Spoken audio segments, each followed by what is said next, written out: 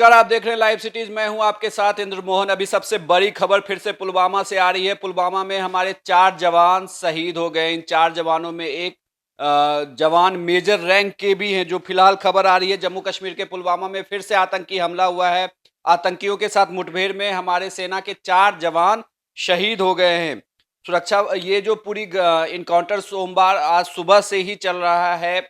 सेना ने जैसे मोहम्मद के 4 आतंकियों को घेर रखा है, ऐसा कहा जा रहा है अभी तक। और इस क्रॉस फायरिंग में अभी तक 4 सेना के जवान शहीद हो गए। इन्हें पहले गोलीबारी लगी थी। इन्हें साथ के अस्पताल में ले जाया गया, जहां इन्हें मृत घोषित कर दिया गया। हालांकि इनके अभी तक नाम सामने नहीं आए हैं। सेना की तरफ से किसी का नाम अभी तक बताया नहीं गया है। लेकिन पुलवामा से एक बार फिर से बड़ी खबर आ रही है। 42 जवान खोने के बाद भारत ने एक बार फिर से 4 जवान और खो दिए हैं। लगातार जैसे मोहम्मद पर सरकार की तरफ से अब अटैक किया जा रहा है। जैसे मोहम्मद के 4 आतंकी फिलहाल कहे जा रहे हैं कि ये घिरे हुए हैं। रात को तकरीबन 12 बजे के आसपास ये पूरा ऑपरेशन शुरू हुआ। उसके बाद सेना की ओर से क्रॉस फायरिंग की जा रही है। और ये भी कहा जा रहा है कि पुलवामा आतंकी हमले का मास्टरमाइंड गाजी भी इसी इलाके में छुपा हुआ है। मोदी सरकार की ओर से सेना को खुली छूट दी गई थी, जिसके बाद से सेना लगातार श्रीनगर, जम्मू कश्मीर के पूरे एरिया में वो एक्शन के मोड में है। और जैसे मोहम्मद के फिलहाल कई साथियों के घिरे होने की बात कही जा रही है। ये एनकाउंटर लगातार चल रहा है। इस एनकाउंटर में एक और बड़ी खबर निकलकर सामने आ रही है कि एक स्थानीय नागरिक की भी इस गोलीबारी में मौत हो गई है। तो कुल मिलाकर अभी तक 4 लोगों की मौत की खबर है। यह एनकाउंटर रात के 12 बजे से शुरू हुआ था। रात के अंधेरे की वजह से सेना पूरी तरीके से मोर्चा संभाल नहीं पाई थी। सुबह होते ही सेना ने मोर्चा संभाला है, लेकिन तब तक हमारे 4 जवान शहीद हो गए थे। ये मुठभेड़ पुलवामा जिले के पिंगलीना इलाके में चल रही है। इलाके को फिलहाल चारों ओर से घेरा गया है। एनकाउंटर सुबह से ही चल रहा है।